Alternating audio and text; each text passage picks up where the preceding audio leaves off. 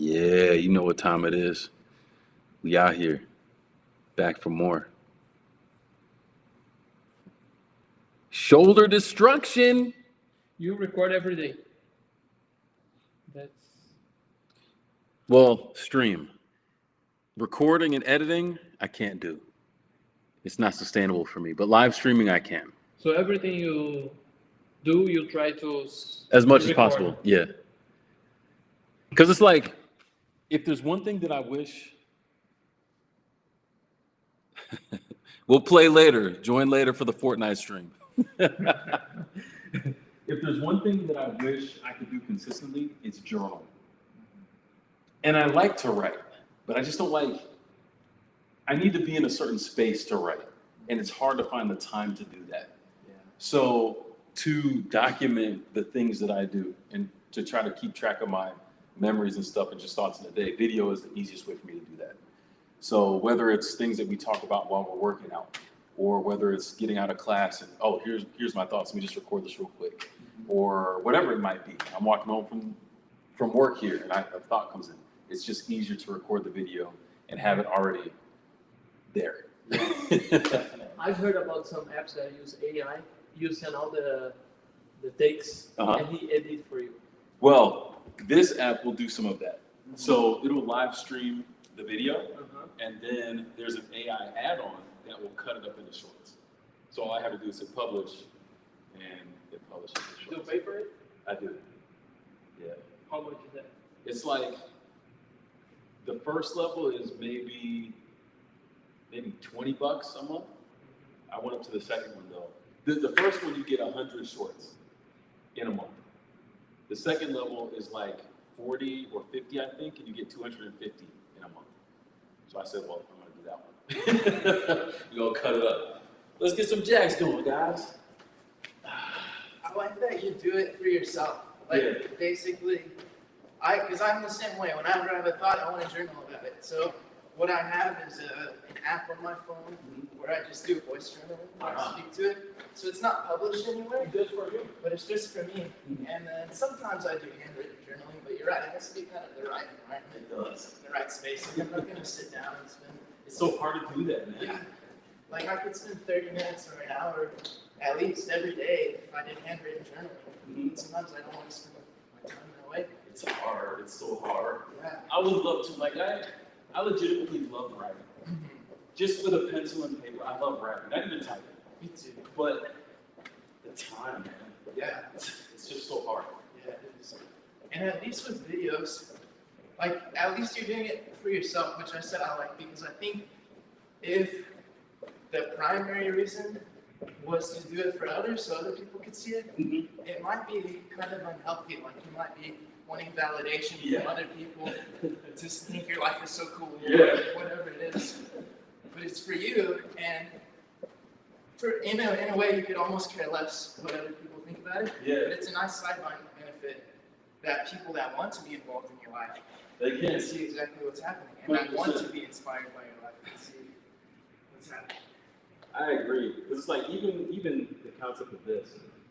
Most of the fitness, let's say if I use the fitness trainers as an example, since we're working out, most of them are not live streaming or recording their actual workout on a daily basis.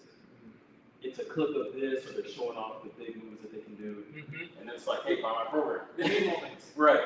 Yeah. But it's like, in terms of a daily, this is just the grind. There's nothing flashy about being here. We're just putting in work. That's it. And it's the same thing every day. For people who have showed up to the stream, let's say over the last month, they've seen us do the same workout like 6 or 7 times by now. Yeah, sure. And sure, we get a little bit better, but it's not some groundbreaking thing in that regard. So yeah, it takes the level of validation. It doesn't exist because there's no performance. It's just we're trying to put in the work. Some reps will fail,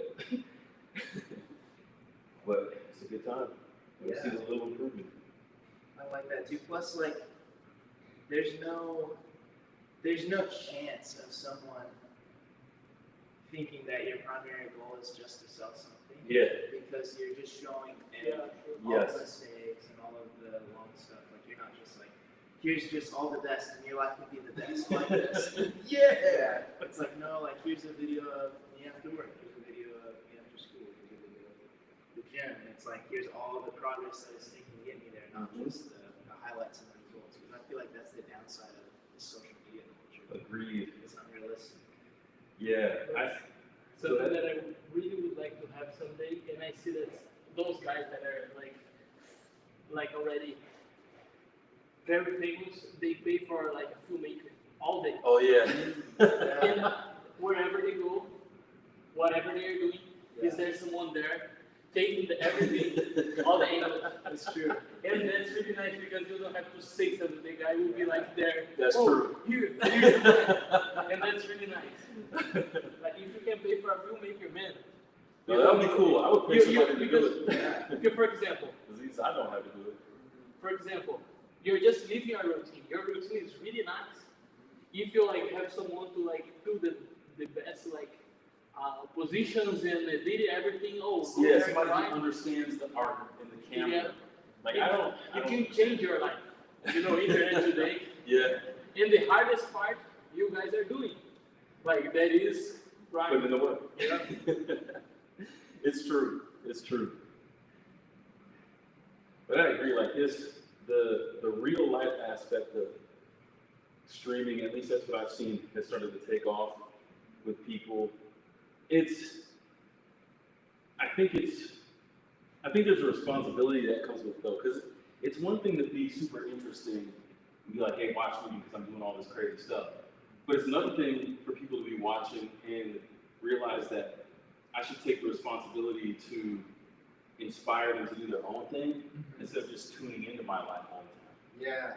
Because then it's just like, I'm going to get what I can off of you, but I don't have anything for you. But if there's no giving, it's like, I don't know about that. But after you inspire them, they will go through your life and they will be willing to see everything. That's true, but it's like as long as they're able to get some satisfaction from their own life and not just coming to see what I'm doing. You know what I'm saying? Like it has to be, there's got to be some give with that. It can't just be me getting everything. Yeah, I agree. I think that's more satisfying. Yeah, I think so.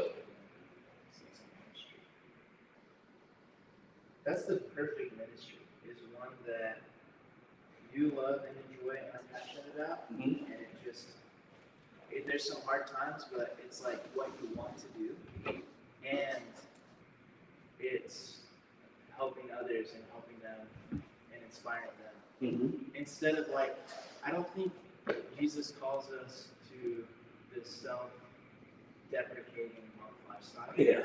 Where ministry means that I have to wither and fade away, and you get to heaven.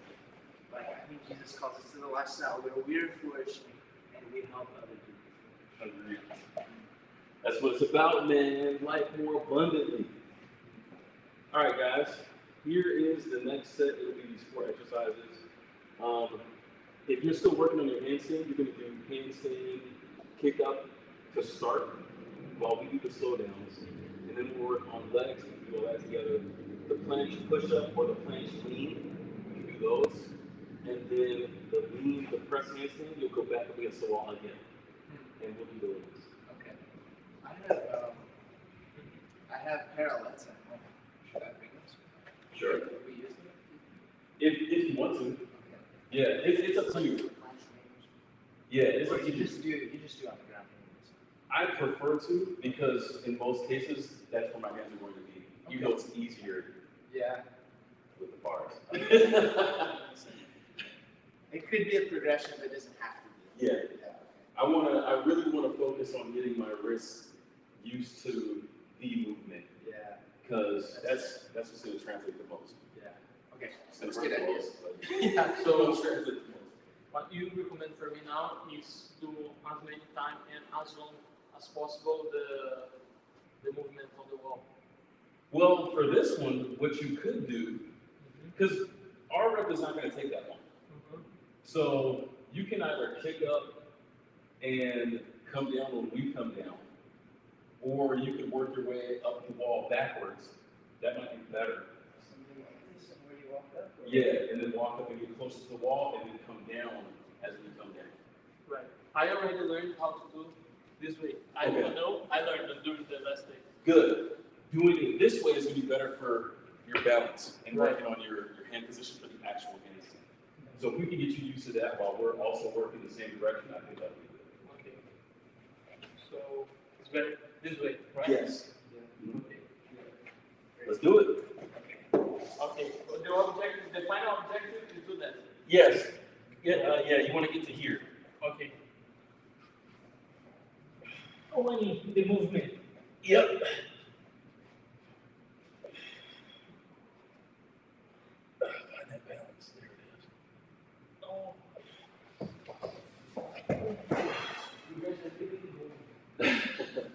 And then when you get down here, you can jump into the straddle like this. We'll pulse for this stretch just a little bit. You can do this one too.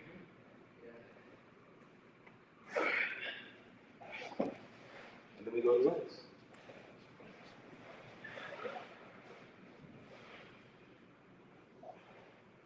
Pulsing the pancake.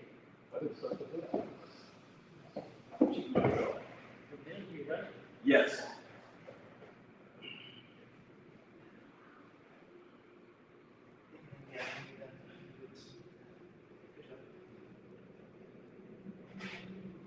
So what do you guys do today? We saw each other at seminary worship at 30. Was in class in the morning, all morning, after my work, and then For class, is this term 4? term 3. Third. So there's another one after 4. No, Oh, it's only 3? only 3. I see. Okay. I was no classes. I got you. Yeah. Shoot, I remember my first year there were 4. Yeah. And maybe like 2 classes in each one. Mhm. The schedule was crazy. Just looking at the breakdown, I'm like, there's so much happening here. If you do like 2 summer, you're done with the school. Graduated. It felt like it. Yeah. I didn't have class, but I went to, I think my first appointment was a therapy appointment. Nice. And that was really great. And then seminary worship, and then lunch with a couple of friends. They did engineering at Walla Walla, but now they're at the seminary. Oh, nice. Studies, and really great. Were they here the whole year or just for the summer? They were here the whole year. Okay. Yeah, they got to Andrews last January. Okay. So, yeah, really good people. So caught up with them for lunch. And Christopher, you remember Christopher? The long hair? Yeah. Yeah, he joined us for lunch too. Okay. And then I snuck off in the library, passed out on the floor for like half an hour.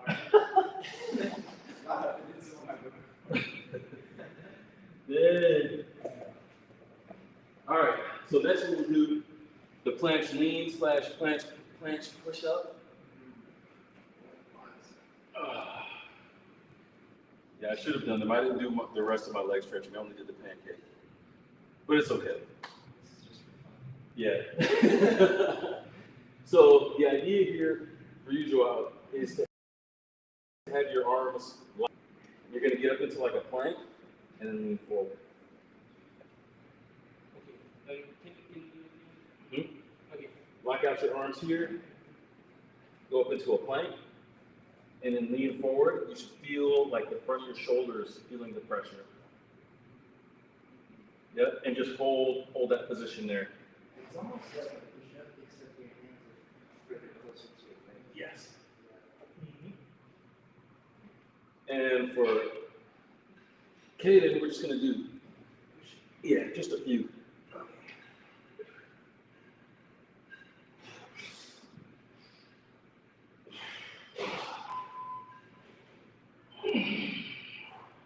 We'll go with 5. You know what's crazy? That's the first time I've ever done those with my hands facing forward, my palms. Really? So I think my wrists are getting stronger there. Usually I have to do them like this because they hurt so much. But this time I have them straight. That must be getting stronger. Yeah, that's great. Good practice. Let's go! All right, so 5 was a test. Ideally, we would do that. Well, I think 5 is good because we have a lean that's next. That's another good one for shoulder.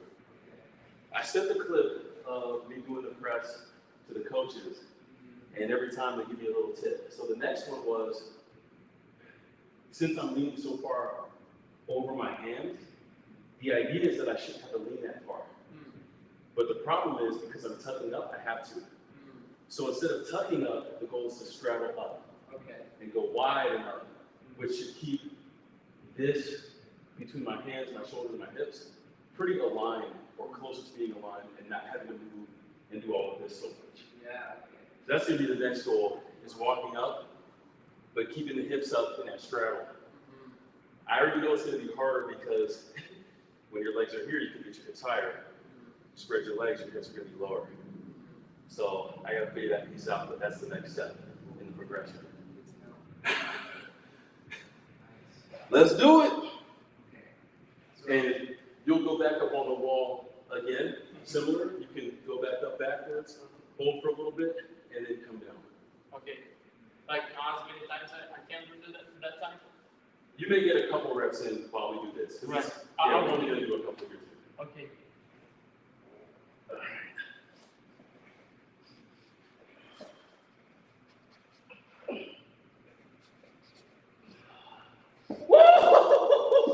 Let's go! Let's go! Let's go! I know I wasn't on camera for that. Oh, man.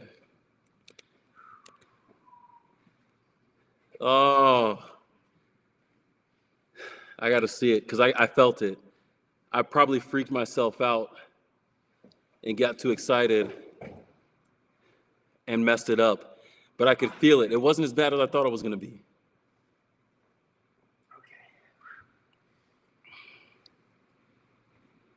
Where is it? Were you on camera? I don't even think so. Uh-oh. Can you go back up? Let's see. Oh, no! There's a chance. There's a chance. Oh. Okay.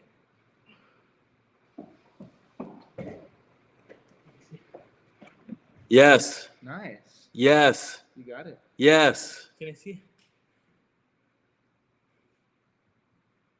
All right. So the feet go wide at this point instead of pointed toes. And then just, yes. That's it. Nice. Yeah. And you can see it like my shoulders and my hands. Mm-hmm. Once my hips got to that spot here, they didn't really move from here. They stayed there. Mm-hmm. And then the hips just went up. That's it. Nice. That's it. Let's go. Woo. Boy, we coming, man. We coming. I love it. The next month of like moving close to practice, not seeing the You're not gonna be ready, man. by the time the season starts. Yes. Just give me the homework. This is it, man. Keep showing up. No, I had one. Ah. It's almost there. All right, back to slow down. Oh, so this is good. You can keep working this circuit while we do the leans and the slow downs. You're already in a good position. And if you're feeling like you're weaker in this open position here, try to get up as close as you can and then front roll up. Like as I go here, can you show for me? Yeah. So I would say if you want to be really strong in every position of this, right? Mm-hmm. So you want to be locked out there, you want to be locked out here, you want to be locked out here.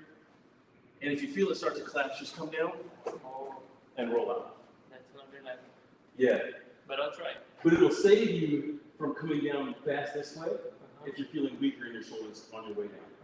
Yeah. Okay. Practice and I'll help you over. Right now?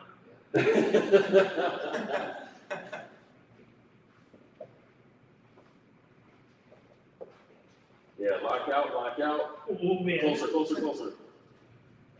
Closer. Closer.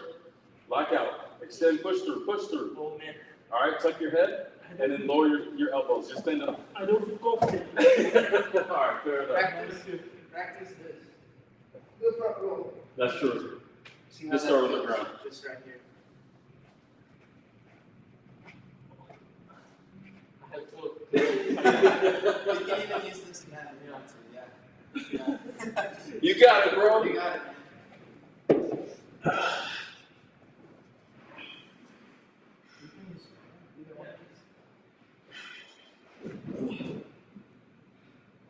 Going through with my hands. And then you're basically doing that, or you're going like this. Off the wall. From your hands. Dude, I love it. Starting to feel the actual control of my fingertips, man. Oh, let's go.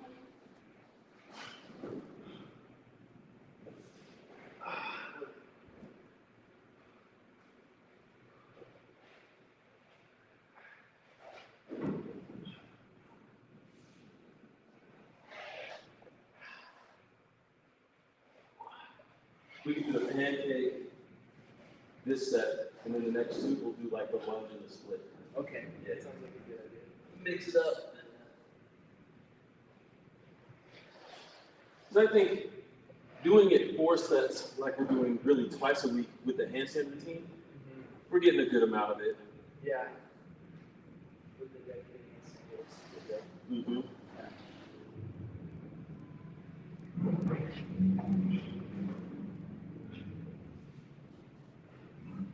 Seminary in the summer. Yeah, man. I'm actually really grateful for the book selection of this class that I took, the Israel tour. Uh-huh. Only one of the reading reports, I was like, I am not liking this reading. But the other ones have been really insightful. And the one that I did today, it's called The Social Gospel of Jesus. Okay. And it talks about like how to really understand what he's talking about. You have to understand the culture during the time. Yeah. First century Mediterranean. Who writes that book? Bruce Molina. Send me a link to that book. Yeah. Because that concept, I feel like I learned it in a class in a book somewhere, but I don't remember what it was. And I would love to have that as a reference. It's so good, man. I can even pass it off to you when I'm done if you want. I'll send you the link. Yeah, send me a link, because a book like that I would want in my collection. Yeah. It's really insightful, man. Let me do some.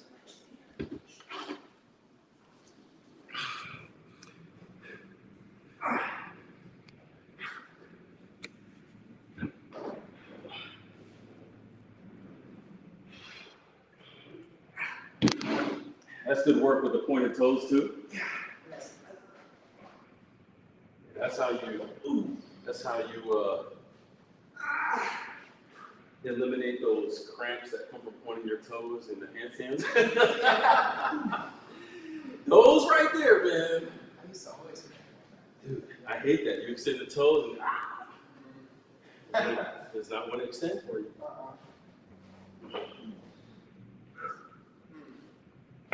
Dude, make sure you try to land here on your shoulders. So you're Oh.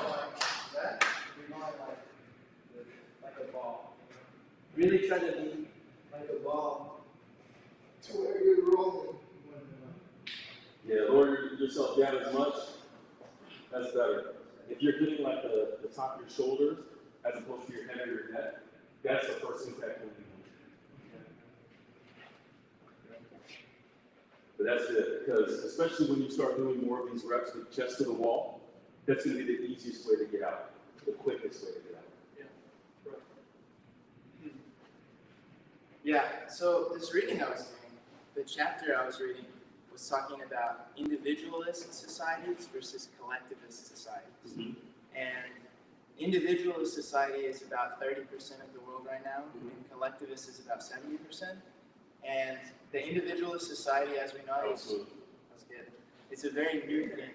Like it's just only like post-enlightenment. It's been, and that's how an individualist society is created. Is if the ideas that came from the Enlightenment permeate the culture. And so it's so much that important importance on self and how the individual is the basis of the building block of society.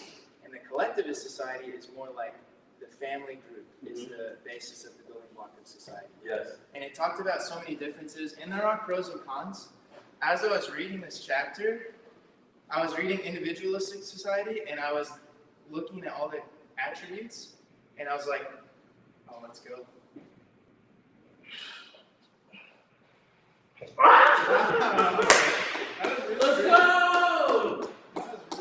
Let's go. Boy, it's a wrap. It's a wrap. Nice. That was good. We getting this. That was really good. I gotta see that on the playback. Hey.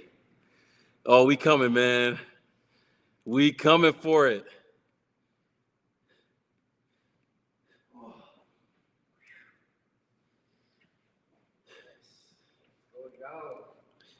Now, they're studying that concept in terms of how it's changed the context of ministry, right? Yeah, okay, yeah. Have they,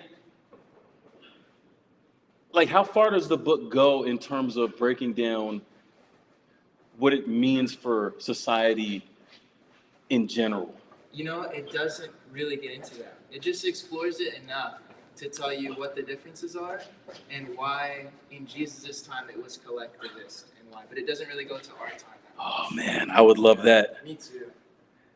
But as I'm reading it, like, I wish it did more into that, but at least it gives you the foundation to be like, oh, I can see the differences in my society. Mm-hmm. I can even see the differences in my relationships. Interesting. And in people that are more collectivist versus more individualistic. Mm-hmm. It makes a huge difference, man. Yeah. Oh, this one was so good,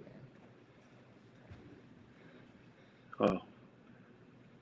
Managed to correct it a little bit, too. Mm-hmm.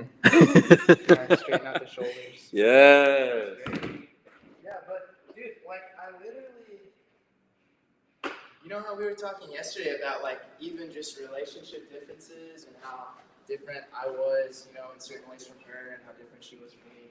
Like, she has more of the Western American individualistic mindset on a lot of things, and I have more of the collectivist mindset on a lot of things. Mm-hmm. And it's crazy, like, the attributes that individualists care about the most is kind of like self-reliance. That autonomy. Yeah, autonomy is huge, and self-reliance, and just basically that's seen as like even isolation a little bit. It's seen as like confidence, like I don't need anyone. You know? Yeah. And just to be cool with everything, I don't need anyone. And then the collectivist society is like more about harmony within the family and harmony within the group. And so I think the pro of the individualistic society, actually what Jesus and the prophets did, they did something very individualistic. And what they did was their face, their perception of who they are, their perception of who they are with their personal self and their public self, they merged and united. Interesting. And that's what individualistic society is. It's like, I'm not someone different to my family and behind closed doors to the public.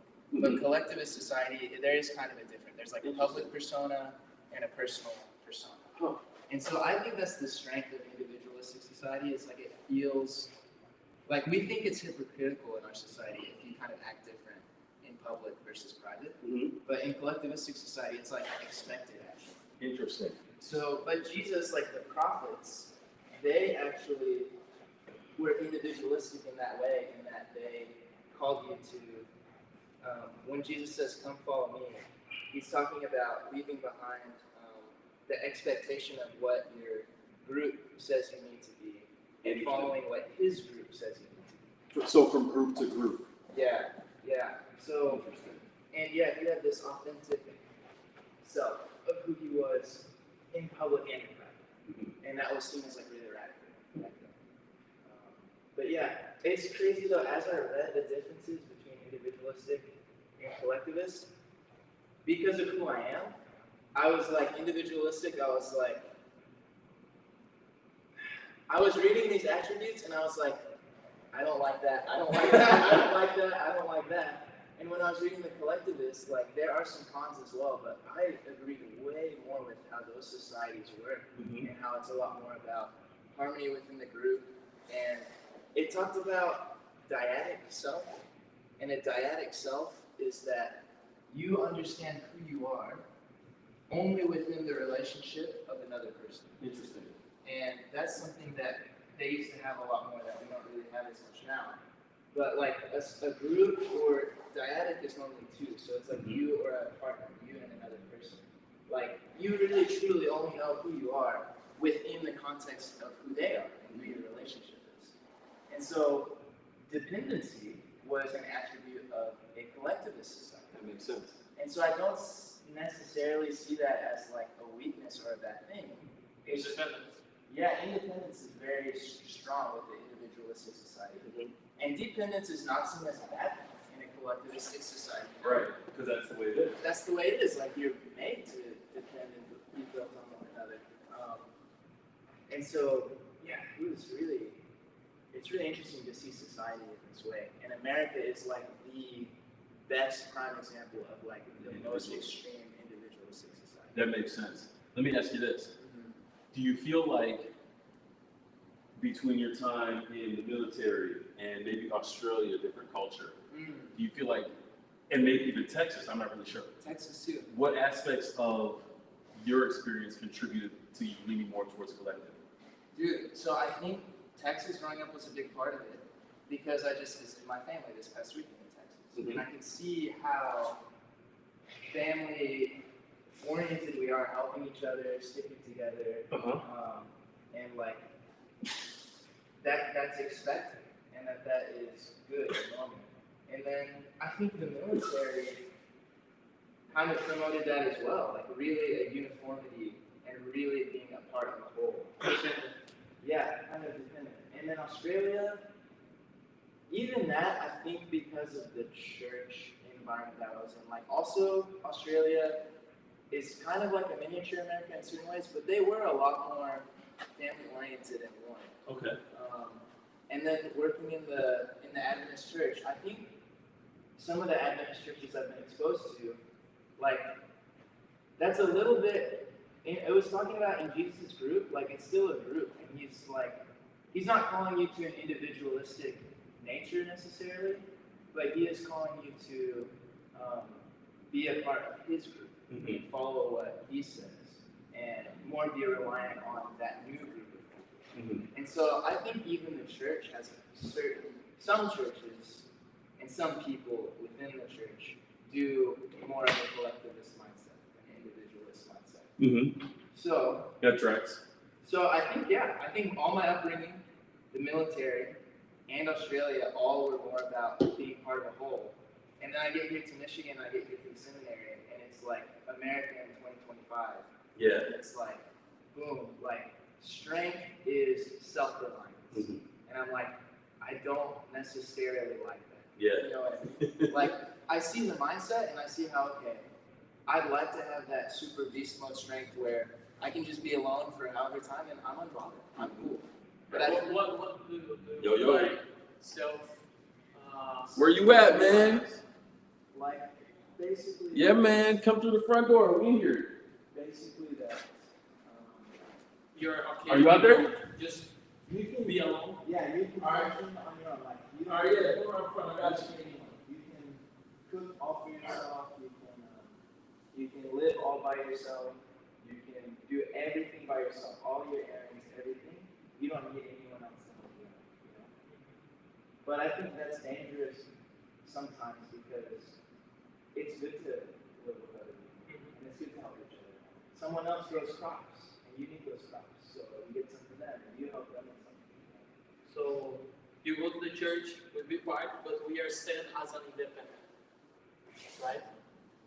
Yeah. Or we come to be dependent, but it's to prepare to be independent, right? Well, That's the idea, kind of.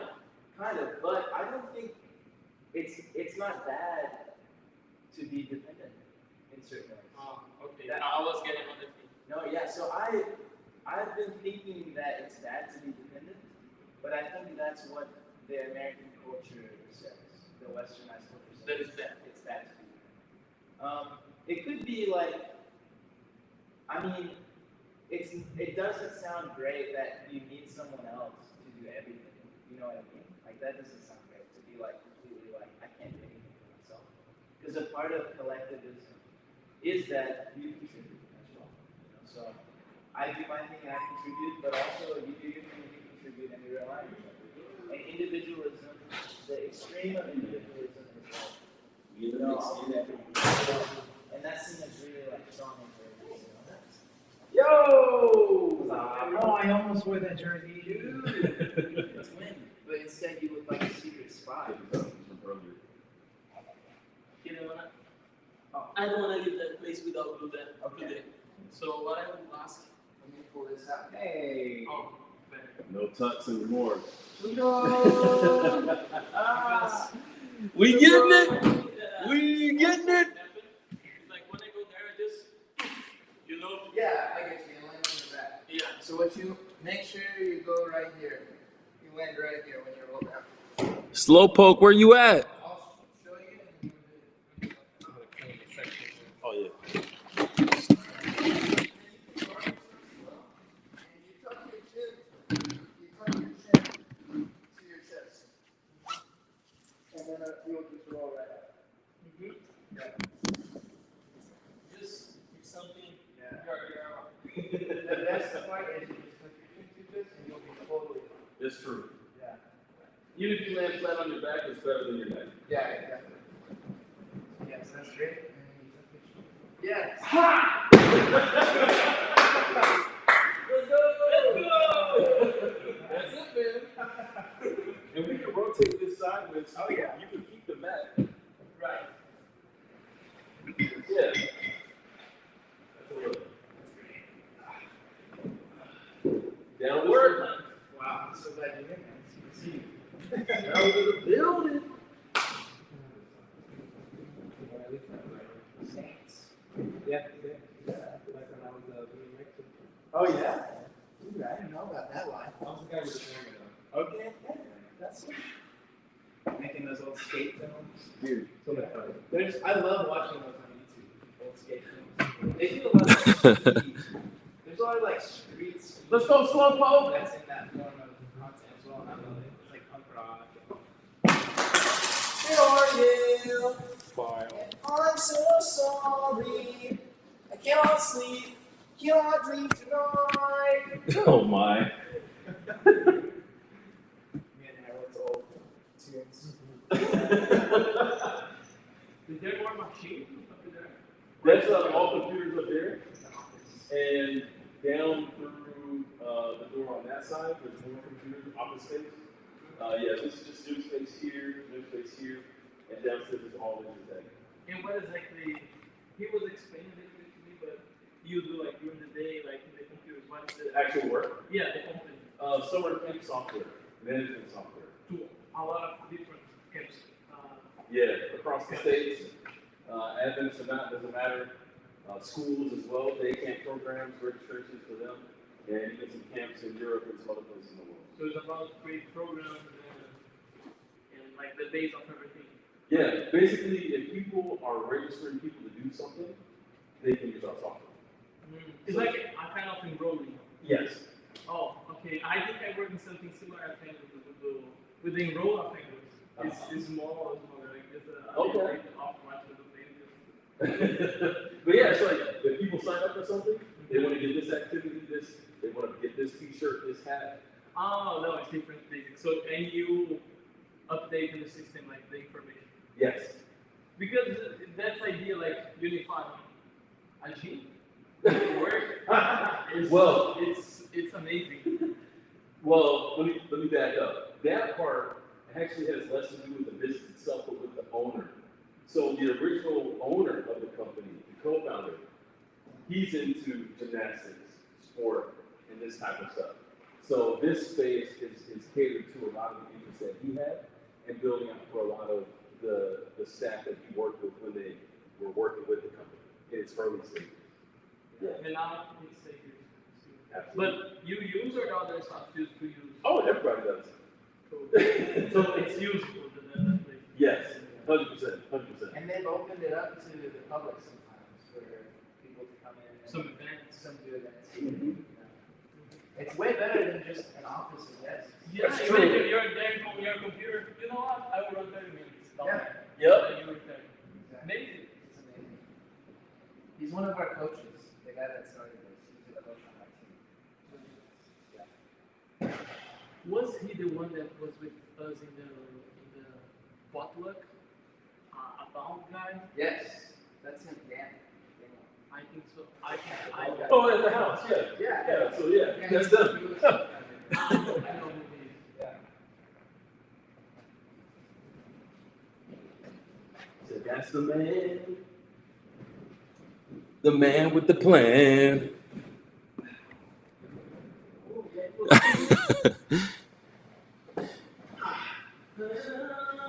Nah, no conspiracies here, Slowpoke. No conspiracies. Slowpoke is the homie. I still gotta get a Fortnite session with Slowpoke. We haven't done it yet. But we will. We will. At least in time shift. That's what I'm talking about. Getting those reps. At least in But yeah, I found all of that very interesting, the collectivism and the individualism, cultures. All of that, it is really fascinating. And I would really love to see that next piece of it. How does it translate to how we do things now? Because understanding, that's 100% what is necessary. Because we cannot get, I don't believe that we can get the full meaning of those messages unless we understand the context. So we need to know that. But understanding that, then there's another layer of, okay, how do I take the point, how do I communicate the point that was trying to be communicated back then to people now understanding the actual context that it was born into? Yes. Because if we don't do that, people aren't getting the full story. You're right, yeah. And it's almost like the book gave us the foundation, but it's like that saying, like, if it's not practical, like, I don't want it. What do we do with this information now? That's what I want to know. Yeah. Yep. And for as much as I enjoyed my time in the seminary, Yeah. I would say that most of what I want to know, let me back up. For as much as I enjoyed my time in the seminary, there were a lot of classes that were like that, more informative than practical. And I understand it because you want to be able to measure that people know something. But at the same time, the best way that you can ensure that somebody actually does know some information is if they can replicate it, if they can do it. So, outside of tests and reading reports, huh? This year. It's like, I wish there was more of that. No, you're looking good, man. Yeah. You see your figure has changed so much. You're looking Slim it down, man. You got that the Rito with your top half. Yes, sir. That, wide shoulders coming down. But yeah, the practical man, it's so. Yes. You know what my practical lesson was that I took from it? Mm. I need to move somewhere else. What do you mean? That You mean in terms of Michigan? That I would love to live in more of a collectivist society. Oh. Individualist society. You said, "Bump the United States." collective society is the one when you're looking at it. A little bit more. Like, More family oriented. South America even is more like that. Oh, 100%. Collective. Yeah, more family and friendly oriented. Than strong individuals. Your family is essential. I saw a video. Would like to live, I would like to live. but I'm just trying to understand. But if we are living, or we're going to create more of it, also we're living in the US. You're saying, here's like that, but you would like to live like that? Yeah, I don't What do you mean? Like, you know what my question, you understood my question? Like, you're living in the US, you're saying, here's like that. Yes, it is like that. And you would like to be like that? I'm not getting it. So America is like the individual society. Okay. Except for maybe certain groups, like maybe certain churches or like the Amish, you know? You wouldn't say the Amish people are individualists, even though they're But pretty much as a whole, America is very individual mindset. Yeah, the society. Yeah, exactly. The cities and the, probably in smaller rural areas, it's less like that.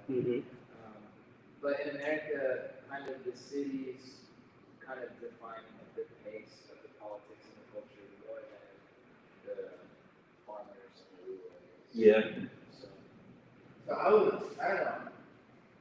And I don't necessarily think individualism is all bad. I like You need a good mix. Yeah, you need a good mix, and I like the authenticity of it. It said that some of the cons of the collectivist society is sometimes you don't have the best economics for your country. Because in an individualistic society, there's a lot of competition and a lot of drive to compete, and that's really good for capitalism. True. And so it's good for development of a country. So that can be good. But there's also a lot of cons of an individualist society that I'm like, how do we get the best of them? Yeah. It's really interesting. You mentioned that term dyadic. Yeah. And even that is like, for people who have their being defined on another person, like, or even a group of people, that's like dangerous, man.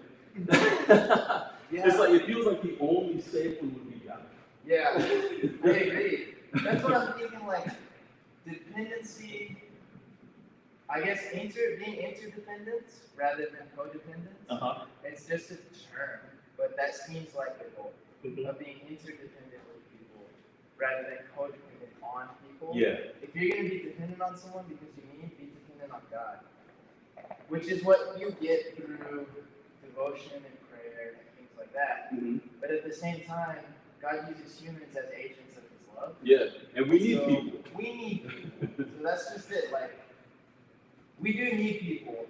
How much should we need people, I guess? Yeah. How much of that is healthy versus not? So, Agreed. yeah. Oh.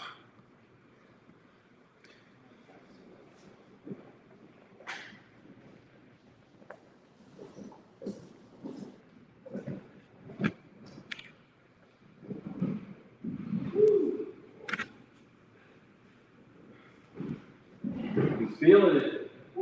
Said, let me get that tug work. Also, when it's not relationships with be elevated, so they feel more like a man. Aha. Fair. Feels like, though that exercise in particular, I think with the leans, you're doing a lot better than I am on leans. But I'm feeling really strong at the planche push-ups right now. Oh, yeah. Oh. That was still a good one. I'm feeling it, man. I'm feeling it. Let's go. I got at least 2 good ones today. So we out here. The best is yet to come. Hey. 80% will do. All right, that's 4 sets of that. So now it's on the push-ups and levers. 5 more.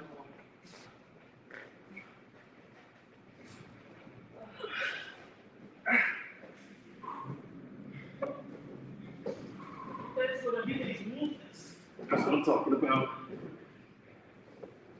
Nice. Do it without the mat now. Right.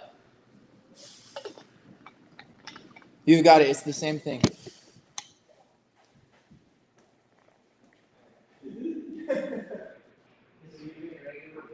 Yeah, regular push-ups and levers.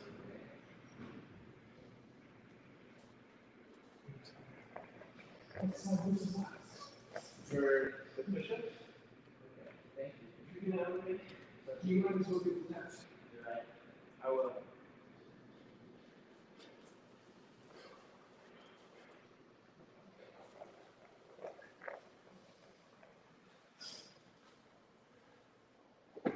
Wings! So it's just a tough one. Or whatever progression you're at. If you got further, go further. You do it later. Absolutely, man. Don't let me hold you back.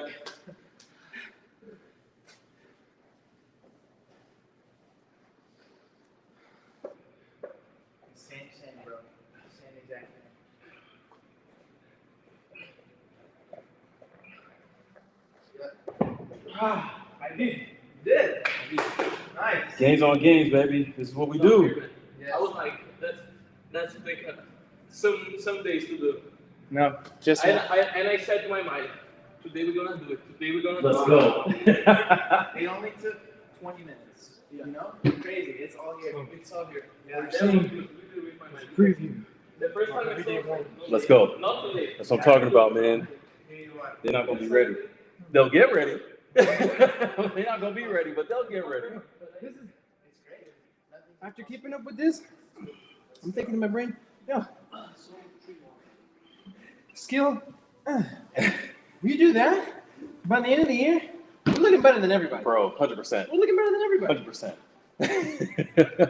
But then you have skill is all bonus. Exactly. Right? It's not like previously where it was like, well, we shot for skill, we kind of got it. Right. It was never locked in. Nah.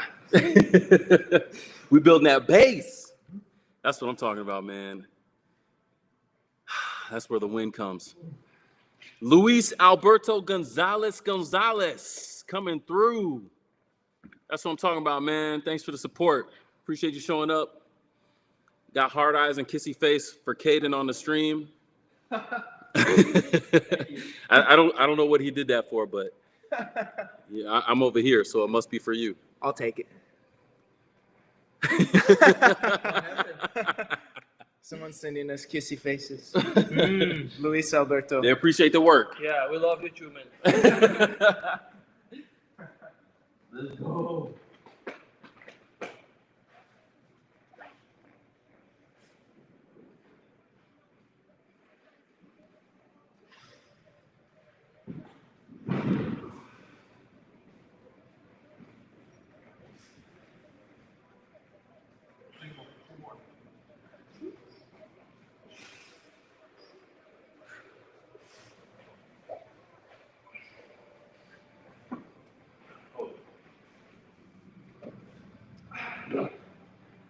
All right, Caden, I see you with the legs. Extend out. Joel, when you finish with these push-ups, yes, and pull-ups, supersets. Yeah, we'll do 4 sets of each. Okay, I'm gonna hit. Yes. Right. Anytime. Okay, 2 more here. Yes. Something that I realized, I'm doing a lot of sports for a long time for others, but now I have to do for myself. You mean like, I don't want to do to show.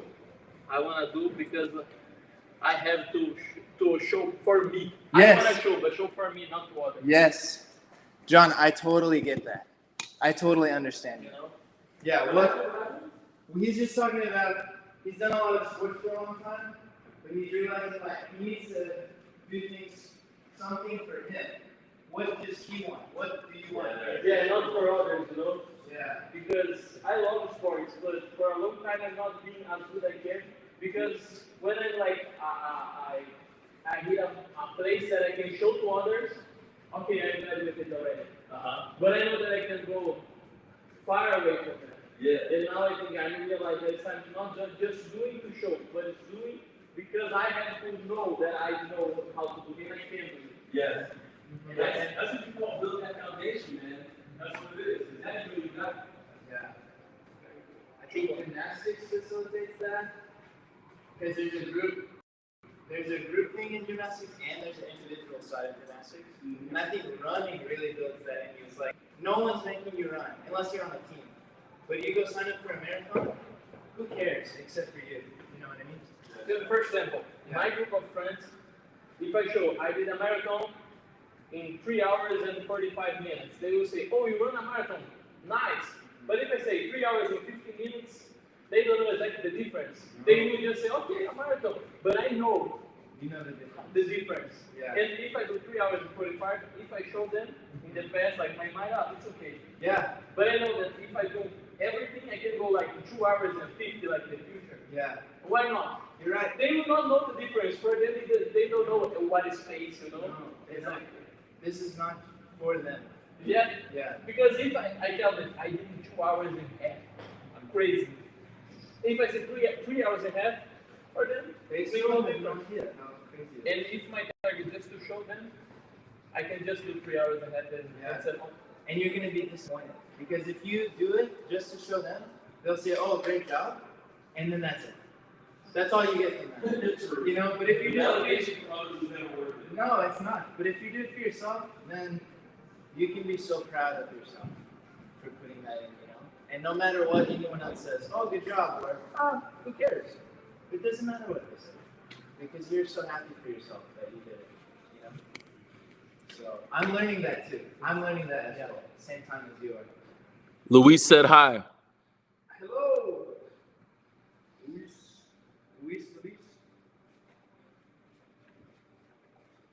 We got that alternate angle on the bars. I saw some guys on a video last night doing basically push-ups, except, well, they were handstand push-ups, but they did it on the boxes so that you could go as deep as possible. Mm-hmm. And they would go from here to here to like, Ooh. it was crazy, man. For the amount of work you got to put into that, but that it can be done. It can be done. It can be done. It's possible because people are doing it. Exactly. Yeah. Shoot, I'm in here breaking my own barriers between like these handstand stuff. Never would have thought. See, like, I could go lower than this, man. True. Like, I have more range of motion than that. So I'm wondering if I elevated it somehow, like, how low I could get. So with parallettes, that's where I would use them for push-ups like that, and especially like because we have the yellow ones that we have in the gym and the taller wooden ones. Those would be the ones right there. I should use those. Yeah. I need to make a decision because I leave them up at the gym. But last summer I had all of my equipment that's up there was in my house. So I was doing everything down here and I had those. I would put my feet up on like a few steps up and use those. Dude, that's perfect. That move right there is perfect for planche and handstand. Because, like, no matter what angle you're at, all the way or here, if you have your feet elevated, you're building this range, this area, and your handstand and planche is going to be crazy strong because eventually when you do, your feet's not holding any weight anyway. Exactly. If you go here, it's holding only like 10%. Bro, that's what I'm saying. That's like, You should get those. absolutely. I'm gonna have to bring them down. Actually went up there. I was at campus today to throw away the couch. Oh, yeah. Yeah. That's I threw it in the dumpster. Execute him. Yeah, it was a wrap, man. And it was easier to take apart than I thought it was. Okay. Yeah, the wooden frame was like not that much. It was mostly the cloth on the outside holding it together.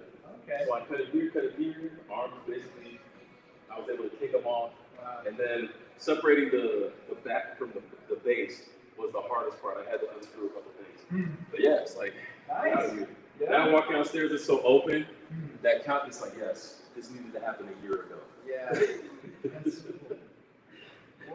What I like about that is that you've told me just several small things recently. Getting a new battery for your laptop so that you don't have to carry two around. You've told me about getting rid of your couch. You've told me about doing meal prepping. Just these little things. The pro tips. These little things, yeah, that you're like, I'm carrying forward in life and I'm creating the life that I want. Let's go down. Yeah. Lock those feet right. Second bar. You can fall. I can. Yeah, you right. You know how to fix a cook? I don't think so. I can try. I was just like trying to know how to do this. I'll show you. That'll be the long way up. It's in your arm. So you're going here. That's it. So now, not at all. It's a lot easier. I don't want to fall into it. Actually, do you think it is a chance to adjust the body? It's true. I wish we had the actual. When I was on Gym Masters, the rope that we had was a for release, which is like a web woven one. It's so much easier on your hands because you get up on that thing that thing feels like it's tearing your hands apart. Oh, wow. Okay. Now, Don't come down too fast. yeah. It'll destroy my hands today. I did that once in high school, like right before prom. And I just destroyed my hands right before prom, and I had like bandage all over my hands. And people, yeah. Bro. Yeah, It's like kind of cool. yeah, it is like it was.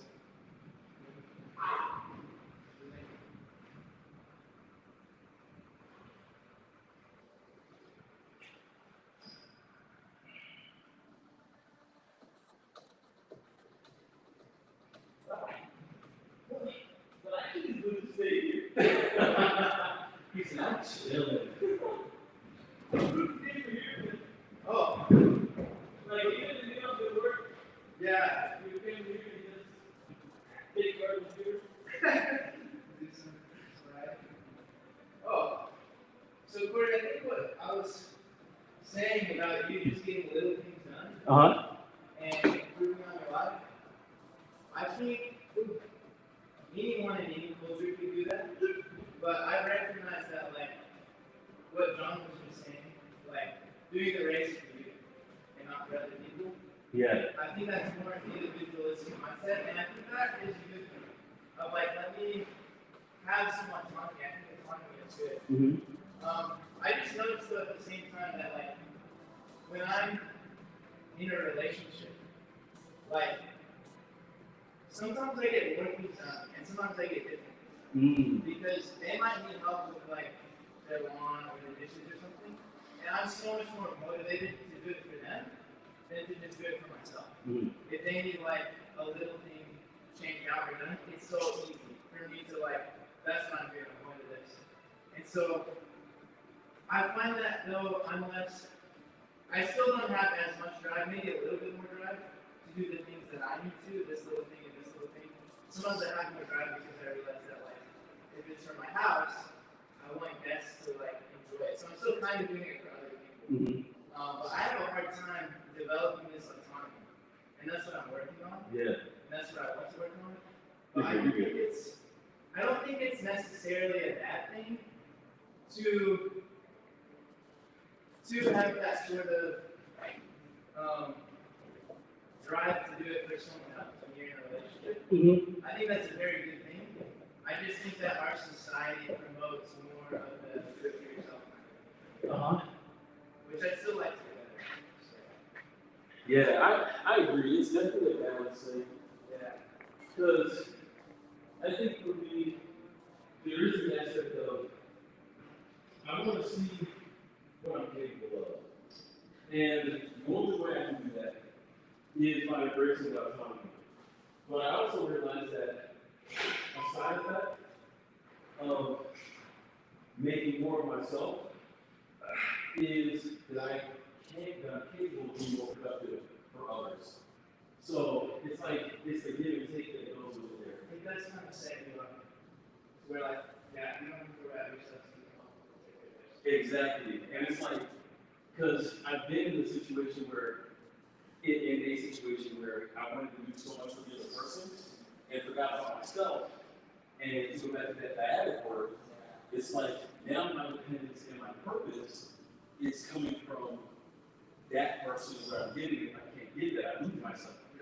And that was the first time that happened to me. I was like, I never want that to happen again. It's important. Like what you're saying, if you're giving completely you water, it's that person because against you, you can lose everything because everything is in there. And now we are talking about cards. Yeah. If you give all your things to other people, if that is do something to you, that's true. Yeah. That's true. I experience that. Me too, once upon a time. I do more. It's like, yeah, it's like, kind of like what you were saying before. The things that you do for you, or the things you want to take from you. So, when you build up those things,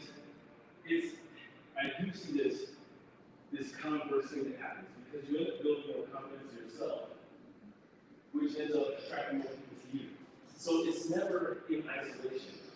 But it's like, if I do it the other way, how do I say it? If I build up myself and end up being able to do more for others, I can do that. And regardless of how they respond, I'm okay. But if I do it the other way, and then it's like, I'm looking for validation, then everyone else is looking for someone not me. Yeah. And that it's a really scary place to be. It is. Yeah. My question to you is, how did you build more autonomy? Because you said you went through that situation and realized that you should build more autonomy. How did you build autonomy? And how would you say other people would have you think? Yeah, that's a good question. That's a good question. I need to think about that. Take all your time that you need. Weeks, days, months.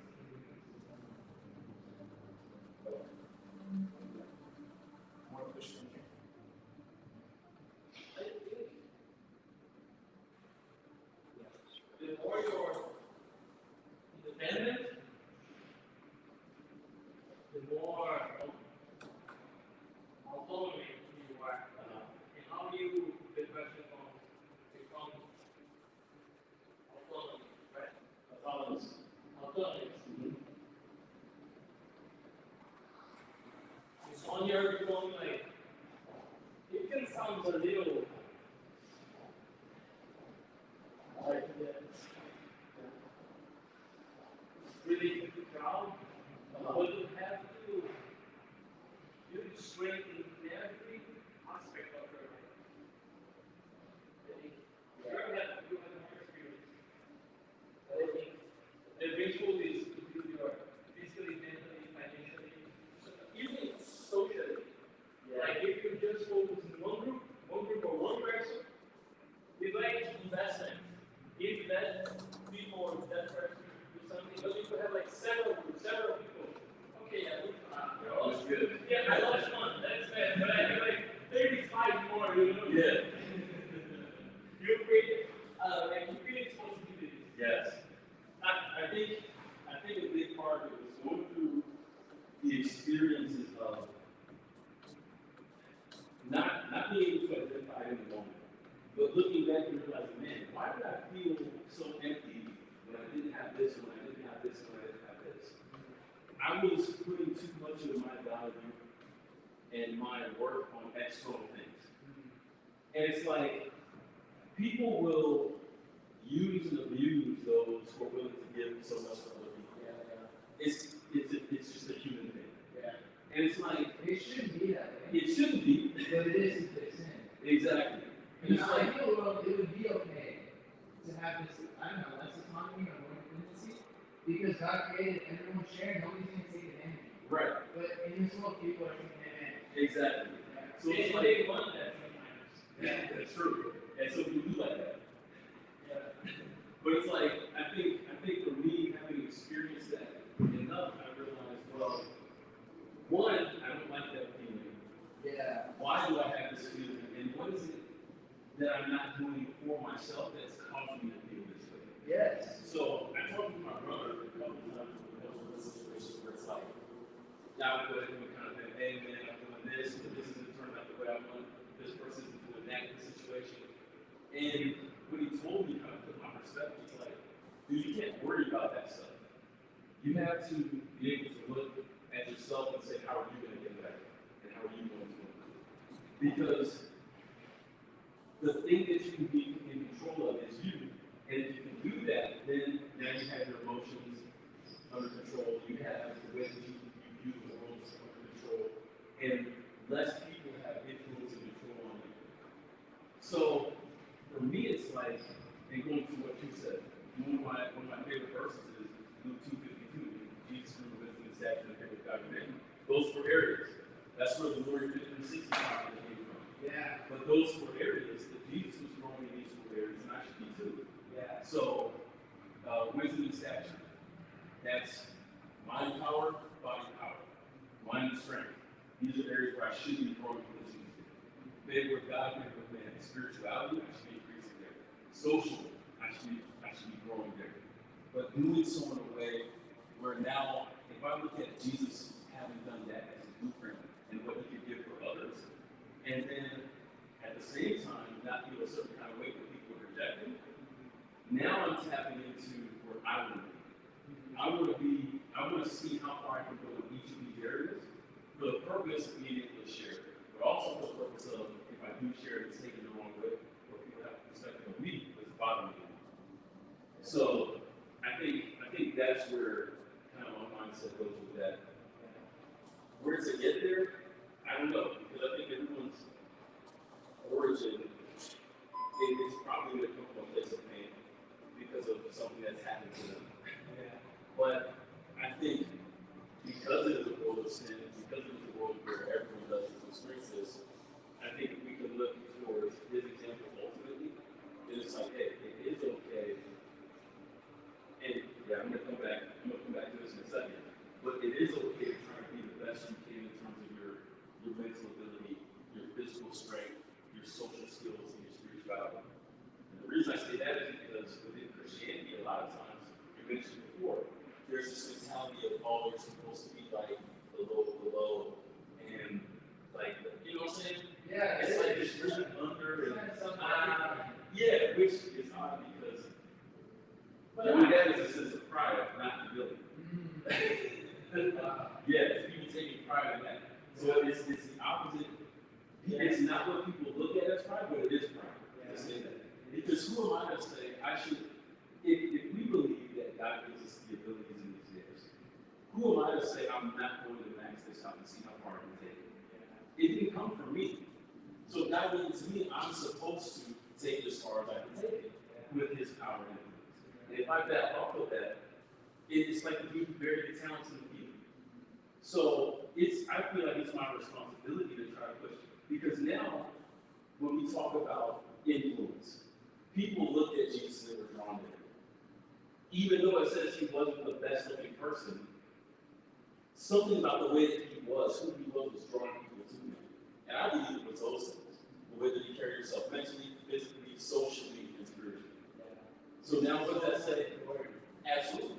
So what does that mean for us now today? It means we gotta be willing to grow in these areas and not try to be all like Jesus wasn't shy about his spiritual knowledge. Like he wasn't prideful, but he wasn't trying to hide it. Like when it's almost like when they say the Bible talks about being lowly, you look at it in our context as being this self-deprecating kind of thing, but that's not what it meant. Like, yeah.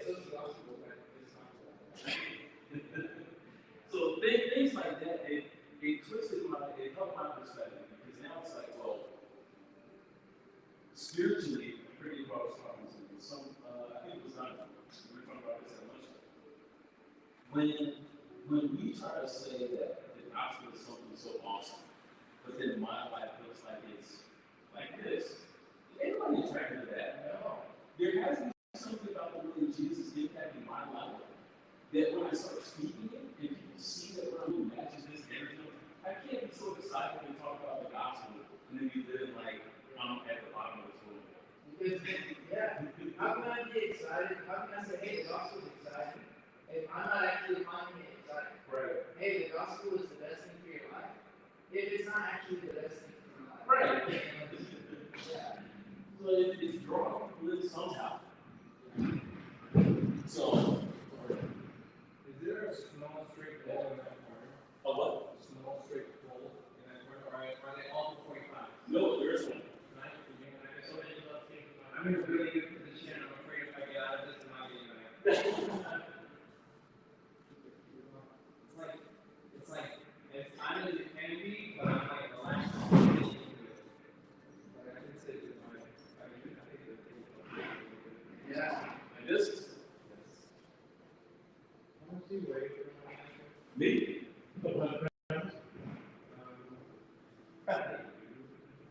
Sure. Dude, I'm just sliding with something. I was thinking here, I have to get this. Lord? Like, it's not about just be the least. It's about even being a king, you put yourself as the least. Yes. Because Jesus is the king Yeah. of the kings. And he's not calling us to be the least as our identity. He's calling us to be like being as kings. But even as a king, serve as the least. Yeah. But the people just think that to be the least. Okay, so I'm suffering. Right. I'm suffering because okay, now I'm a real servant. Oh, you.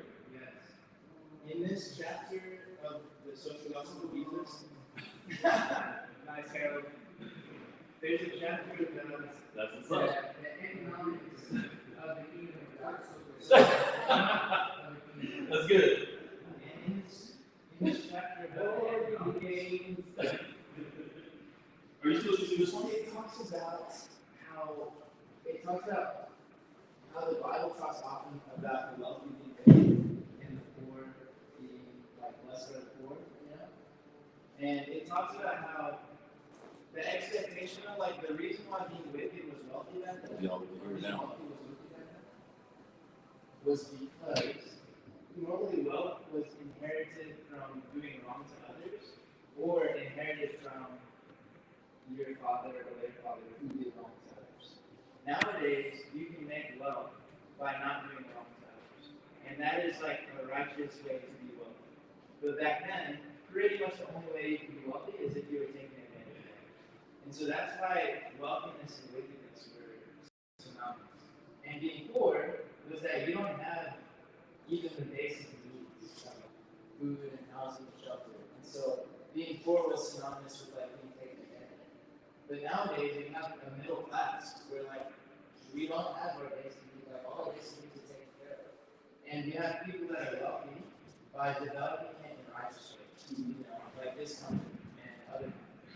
So it's not just wicked to be wealthy, it's that you inherited the wealth in wicked ways. And so it's the same thing with this being great. Like God, Jesus wasn't calling you to give all your money away because he wants you to be self-deprecating. He wants you to be damaging yourself.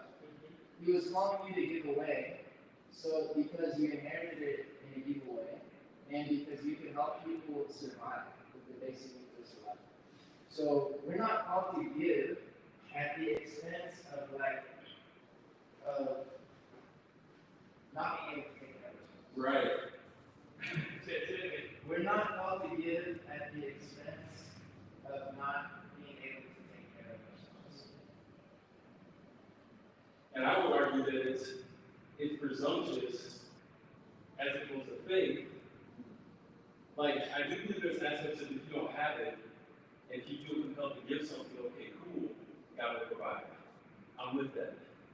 But I do think there's a fine line between the faith that results in that and the presumption that says, oh, I'm just going to give everything willy-nilly, whatever, and God's going to cover me. I don't know exactly what that line looks like, but I think there's a line where it goes from faith to presumption. That's kind of dangerous. I think God wants us to be rational. Unless he specifically tells you, do something you think is irrational. Yeah. Get everything. Do that. Mm-hmm. But I think most of the time, like God wants us to be rational. I think that's the key, because sometimes people don't evaluate what it is that they're giving to. They're just giving because they think the whole point is to give. Yeah. And it's like, sure, it sounds good on paper, and even sounds good for a Christian, but I think there is some kind of rationality that has to be encompassed in that. Because they've been able to people, well, the unrational Christian is probably one of the most difficult people to deal with. Difficult types of person to deal with in history. So it's like, no, man, Christians can't afford to not be rational. They have to be, especially if you're trying to convince somebody of the gospel or of anything. I can't try to make the gospel argument so easy when it's rational. But I can't approach people like, hey, you need to accept this in an irrational way. And a lot of times, Christian missions is like that. It is. It's like, how would I say that? Right. You know, They try to hear that. That's a good idea. Just quickly, what you said, like, for example, the principle of food. I should not be a poor, right?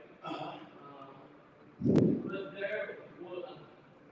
there was a day that God said to Paul, I Peter, in the tree. Right. Go there and eat. Yeah. That's an exception, and a specific thing is not Right.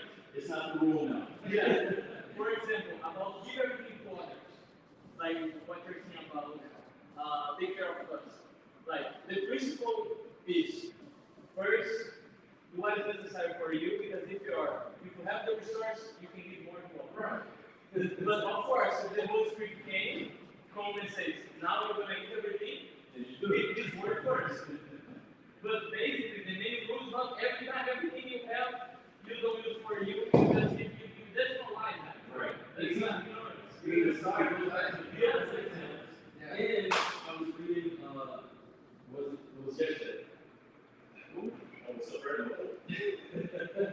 Was also like the story of Jesus healing the paralytic. And in that story, he specifically tells the guy after healing him, don't tell anybody. Yeah.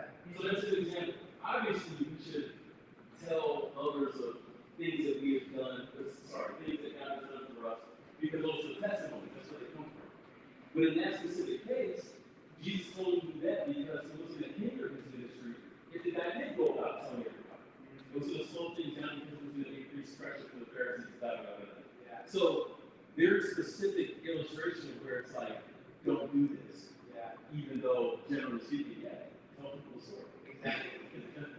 Even the rich man, where he says, give away all your possessions and follow me. I don't know that he says that to everybody. Yeah. You know what I mean? And even that was correct. Yeah.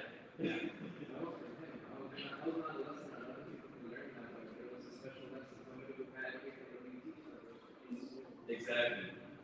Yeah, exactly. I love it. Yes. You're making a lot of points, in addition to the points you're making, a lot of it is simplified that God calls us to be good stewards. And stewardship is not called for you to just release everything away. Facts. It teaches you to take what you have and show someone how to take a portion of that and increase. Yes. So you have something, and then everybody increases from there. I love that. Give away everything. Such a simple, beautiful gift. You're right. I had many problems for my things to others. And I was like, I'm pretty sure I have to borrow their things. And I was like, every time I borrow my thing to someone else, that person or spoil it or break it. And I was like, and one day I realized something. Jesus, he multiplied the bread. He didn't divide the bread. So if you have a shirt and someone says, man, I need a shirt, can you borrow it for me? Of course. Sometimes you can borrow. It's not a problem. But the best thing is you go there, multiply the shirt, buy another one, and give the person. That's yours. Jesus comes to multiply the things. For example, you're not going to divide your spouse, of course. You're going to create another being, and then that new being can like go and create a new life with someone else. So you're multiplying life, you're not dividing. You know? Yeah. So that's something that I realized recently. Like God's not calling us just to share; He's calling us to multiply. Dude, that's such a biblical principle. We were talking about it in my discipleship class. And it's actually based in creation because be fruitful and multiply is what he told Adam and Eve. That's what he told Abraham. And even when it comes down to the gospel mission, go and make disciples of all nations, it's a multiplying factor that's happening. Not addition, subtraction, it's multiplying. So you're right. The stuff that God gives us, He does want us to multiply. Like that's how He wants us to share. I share with somebody who can become someone else to share. Like, but if you look at the church model, oftentimes it's you believe this, you believe this, you believe this. Okay, cool, thanks for showing up. Yeah, that's it. Yeah. I haven't created somebody who can multiply to somebody else. Yeah. And that's a structural flaw that we have to figure out. And the people of this divided is actually communism. Oh! Yeah, communist Christians? What? And they say, Christians should be communists because Jesus was dividing everything. So they want to do something. That's different. Yeah. Multiply. I like that.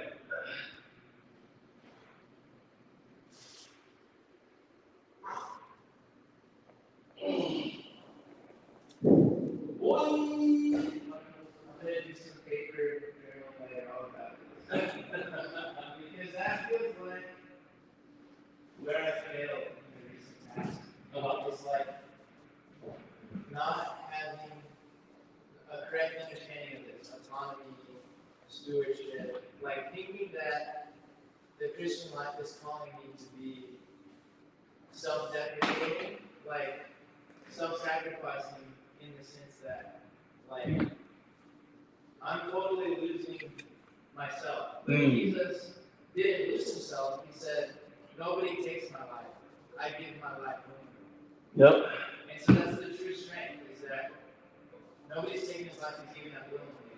Rather than the opposite side where it's like, you know, I'm getting unhealthier and unhealthier and unhealthier by giving rather than having a healthy, I guess, idea of taking care of myself to help take care of myself and help others. Yeah.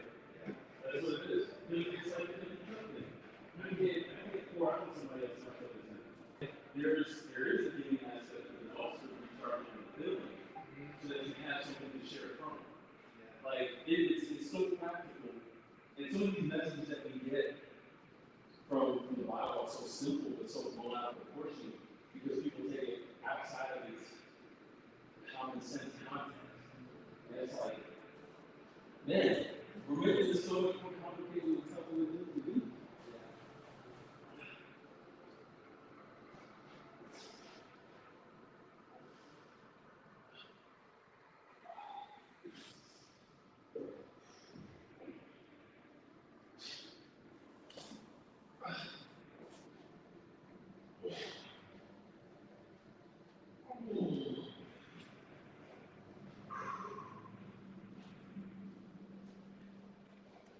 Oh yeah.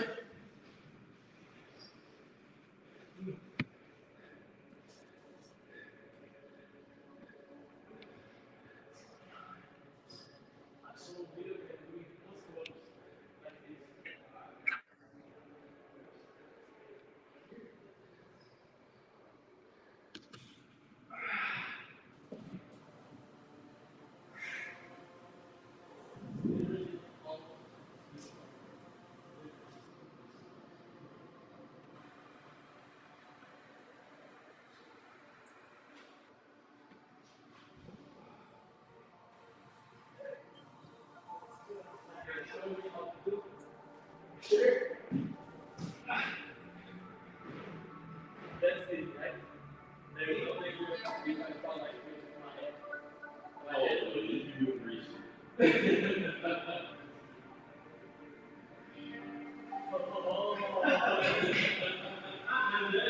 we go. You don't have to do that. There's progression.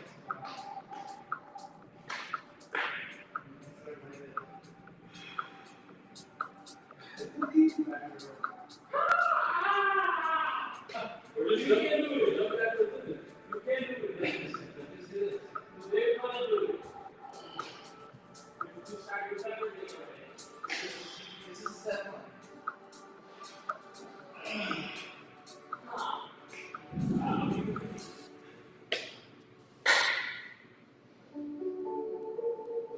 Oh no, my soul. Are you going to try to submit? Alright, all of this. Speaking of here, there's Hey, shoot him first. Straighten out. Shoot him first, don't spin. That's what I was thinking. This is a situation about getting your awareness first and foremost. Sure. Yeah. I think just going straight up, straight. Like this. Just after you do it, when you back with this. You don't even have to do it yourself.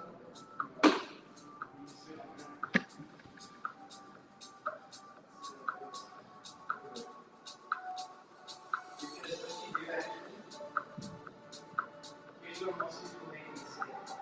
Is you don't do this, you look back. You jump up as high as you can, and you look forward as high as you can. And then you go like this.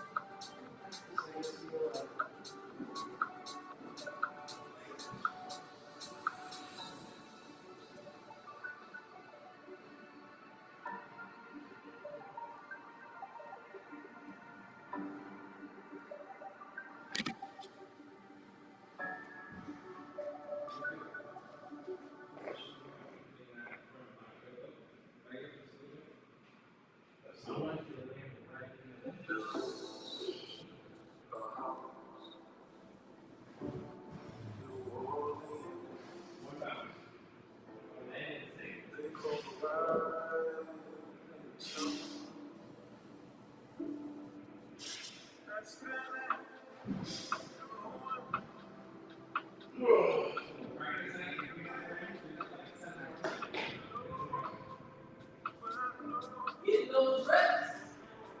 This is what we do.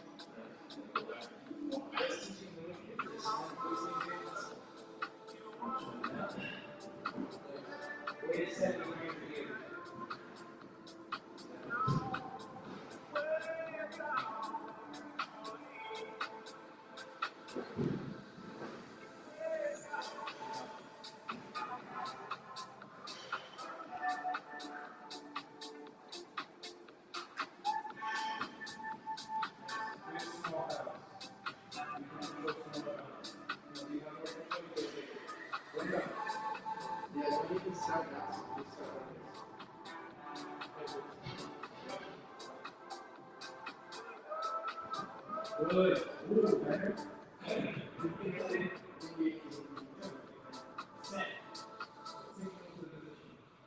Yes. There you go. Sweet. Good. So, in the real ground, you can't get any fucking with that. I don't have to realize the same thing you can tell yourself. Go ahead.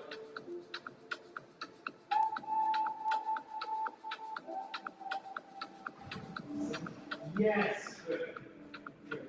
Gains on gains, baby.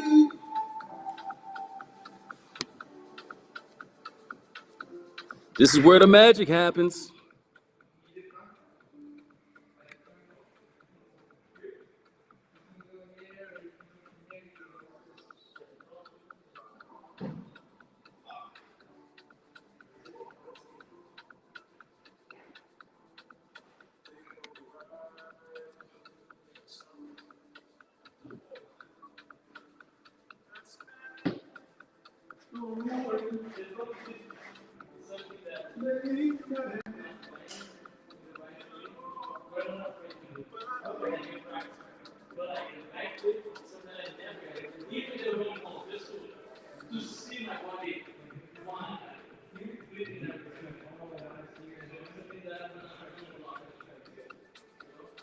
Once I do that, I start to look it. I am not going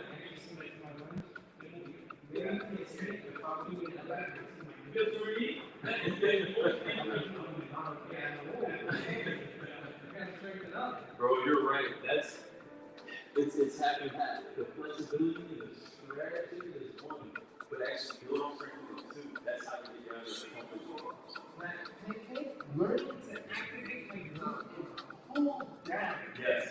What is that? Yeah. Oh yeah, that's the thing I've been doing. That's what it feels like. Is it on that?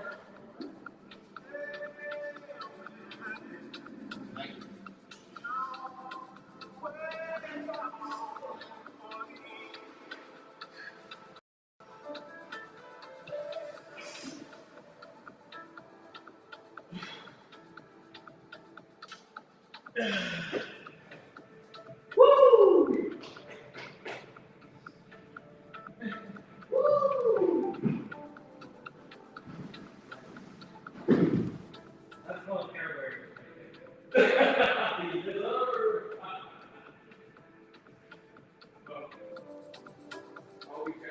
Surely there's another progression.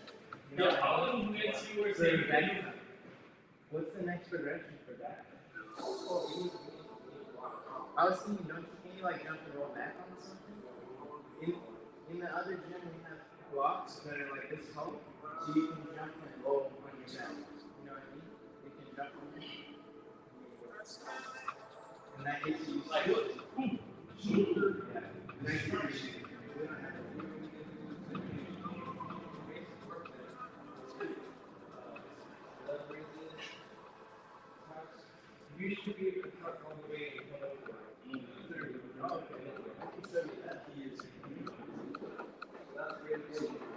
Going from straight extension. So give me start with the dolphin pose. Kick back. Kick back. Yeah, start with the dolphin pose and curl all the way in. Bring it up all the way in. Just like that. If you can go that far, that's fine. There you go. Make sure you squeeze your glute at the bottom. If you want to do it like 7 here. Good. Good. One more. Nice. Let's go through. Straight, point pose. Okay, everything is good. Next time, just do the dolphin and come up straight like, oh wow, all like a flag. Alright, like, this is training your body to be able to give you the rotation that you need without you making the mistake of not knowing how to do it. So we practice control space, you control it. Then when you start jumping and you start repeating it, why are you going to do it?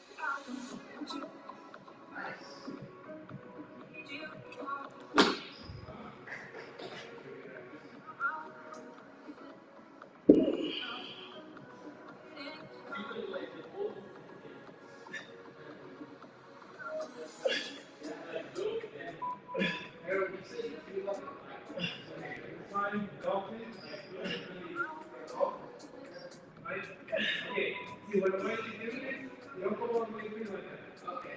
Don't go all the way through. And actually bring your knees to your chest with your straight leg. That's what it works. When you get kind of turning. So that's what you need to focus on. So I need to go straight. Do the whole movement that I'm doing.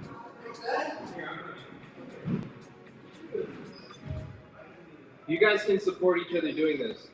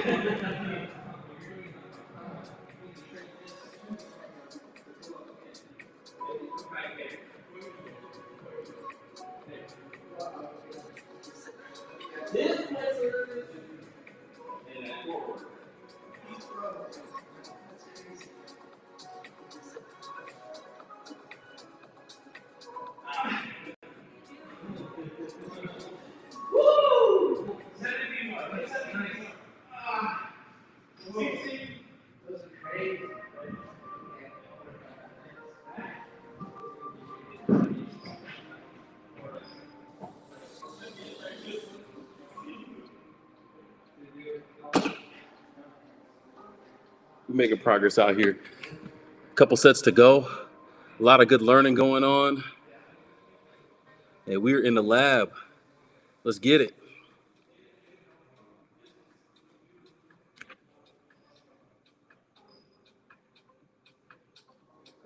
spice of life. See these guys over there? I guess we can see them on the other camera. Yeah, man. Yeah. Let's focus in on them. Core work.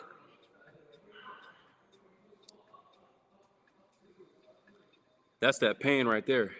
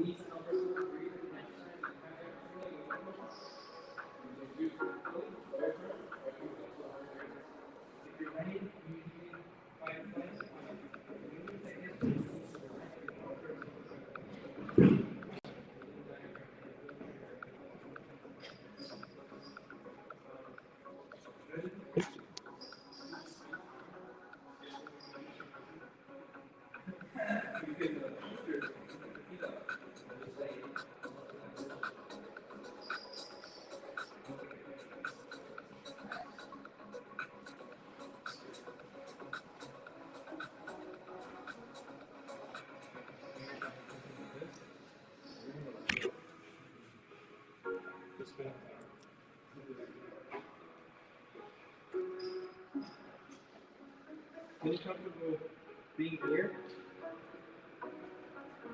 and sinking from here. Right? So I like to just grab the back of the ankle and then I can straighten my back. And you see how that brought this closer to my leg? Okay. So here, That goal that's opposed to an arch. and then my goal here is to take my elbows, rest on the ground. Alright, those are these talking about, y'all. Right? I don't compromise anything up here, right? Why? Because we fix that. When we reach for the toes, we reach behind the ankle, pull that chest up. Pulling that chest up and through. That way everything here gets pulled in, almost rotated. And then from here, we're staying straight, keep everything in the core straight, and then just drop the elbows. You see how you got arch there? Yeah, that's fine. If that's what you have, that's what you have. Anything else? We're going to grab. This is what we're practicing. This is the easiest way to practice because you're on the ground, no compromise. Yeah. So again, we're gonna. Can you grab the bottom of your heel? If you can't, you grab here, right? But you want to anchor yourself because you're gonna hold. So if it's here, wherever it is, make sure it's neutral, right? And then you see how you're arching here? We don't want to do that. So you're gonna take our arms, pull your chest through, right? Yes. Here, pull your chest through. Yes. You see how it wants to try? So come on. Where is that spot? Can you find it? If it's here, where can you get your chest up? like pulling your shoulder. Show me where you can get your chest up. Yes. So here, That's perfect. Now, pull your shoulder back. Pull here, pull back, and that's just forward. There. You feel that? How long can you hold that? Holding forward. That's it. That's it. You see how tight that is? So from there, we're just going to work right there. We're just going to try to get that. Try to get that until you get to the point we can go lower and lower. And remember, we don't want to, it's not this. We're not trying to do this. We're trying to keep our chest up. I think it helps a lot the posture, our posture. Oh, yeah. Absolutely. You know?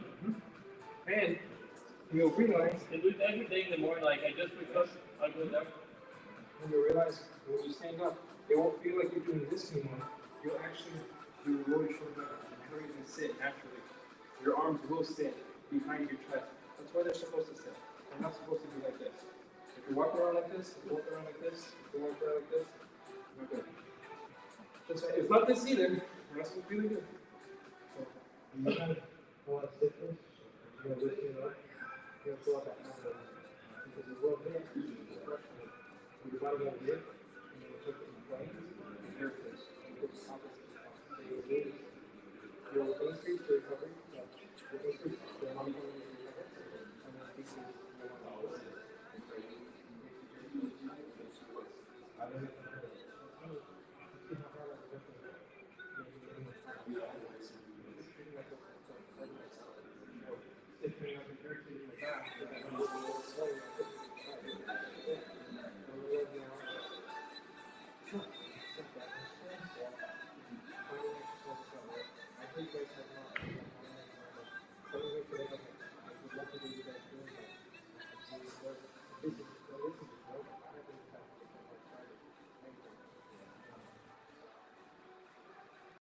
That is being autonomous with you, realizing that you're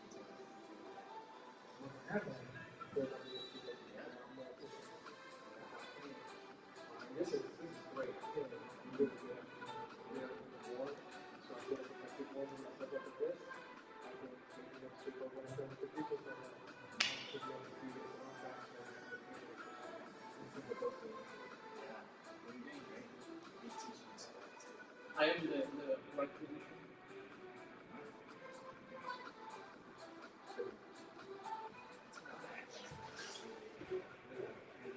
We don't have any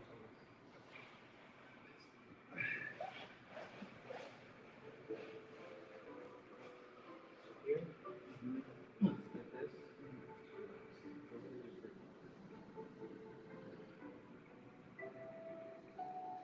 Harold is actually a professional PT, masseuse, trainer, massage therapist. not PT, no. MT, not PT, MT, my bad. MT, not PT. But he knows his stuff, man. Can they find you on social media if they're trying to get it? Right now, I think the chiropractic office that I work for is showcasing me on TikTok. Ooh, But I think Barry and Family Chiropractic. Alright. But it's just I just have one thing that's up there. I like you trying to get on my business so that people can find out what it is that I'm doing. Okay, so you see everything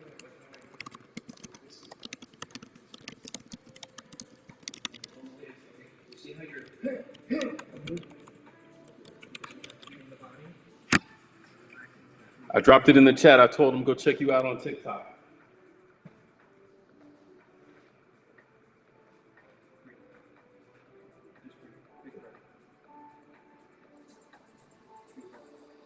Be strong in your heart. Good. Be strong in your heart. That's excellent. There you go. Good job. Good job. Handstand.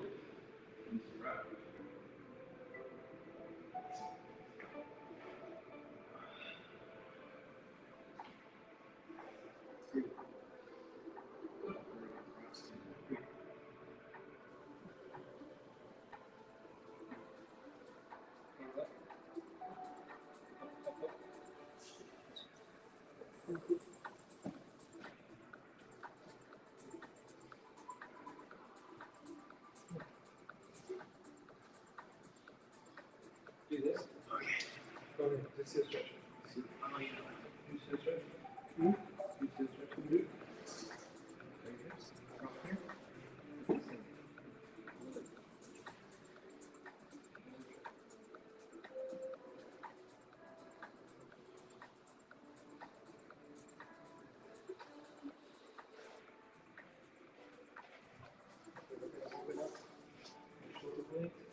want you to stay in this position. You can look this way.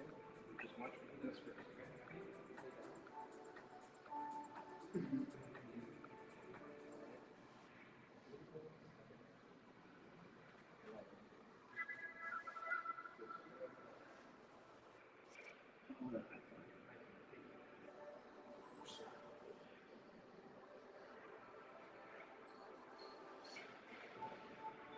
This is for shoulders.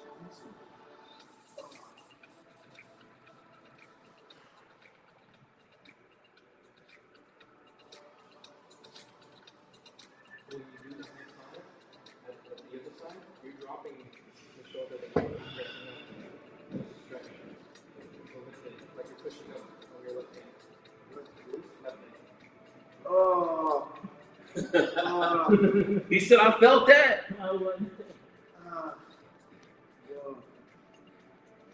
Oh, I didn't realize I was in your camera. You're good. That's why we got multiple angles.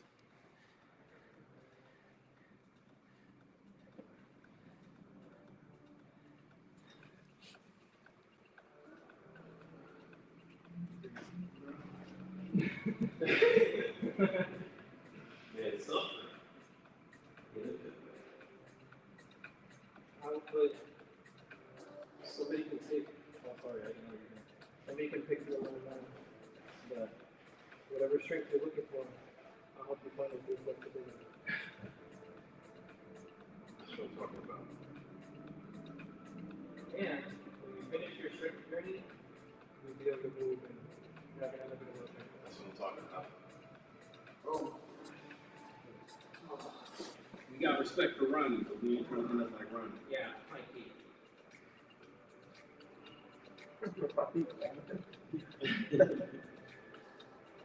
We know the person, so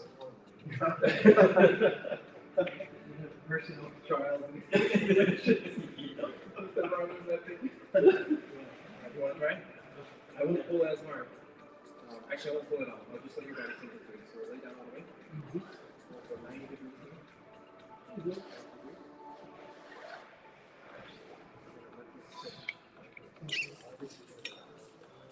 Take this one. Like push-up position. Push-up position. Yes. Yes. Okay. From here, you're going to press up and through. And stretch here. Okay. And then we're going to take this one here. Relax everything here. Keep this in. Bring it up. I've never felt that in my life. Here. Okay. He said, Ready for a second? We're going to stretch.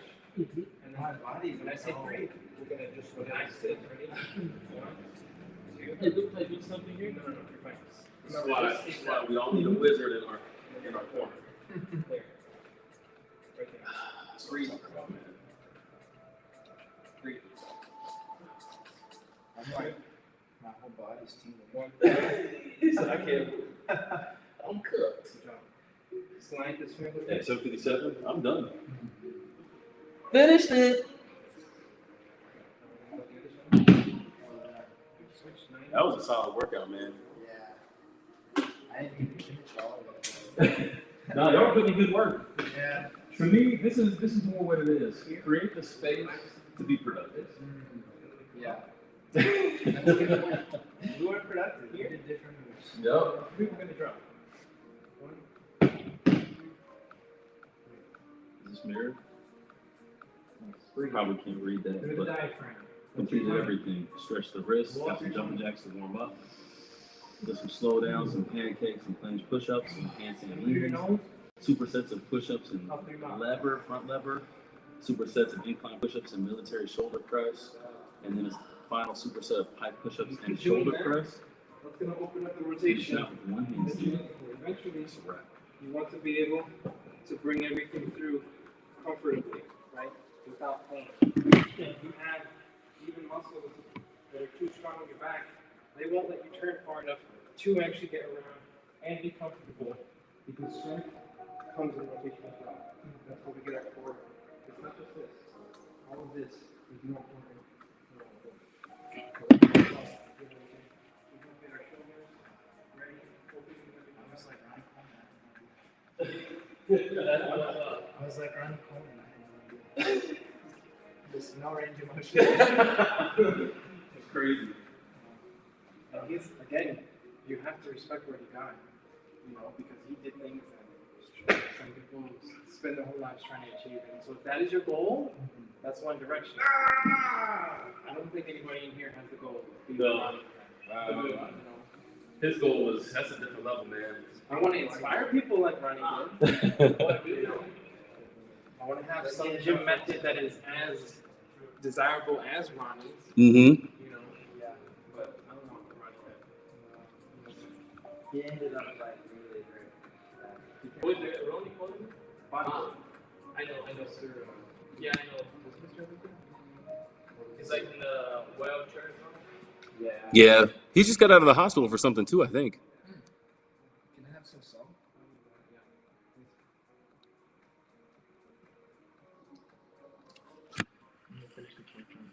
It's not even working. Oh, is it sealed?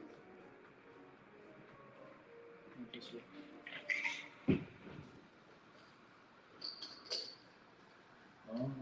Hey y'all, thanks for coming through. We'll be streaming again tomorrow. Handstand circuit once again. Come through, catch the gains. Like I said, if you got something you're trying to work on, some skills you're trying to figure out, some pointers, questions, let us know, man. Drop it in the chat, send a message. Keep some Whatever you guys do. We're here to help. We know some stuff. We're not pros. We're not experts. Sure. So that is that amount just to learn, like every day a little bit. We don't have any programs to sell you. For every quart of water. It's all part of the journey, man.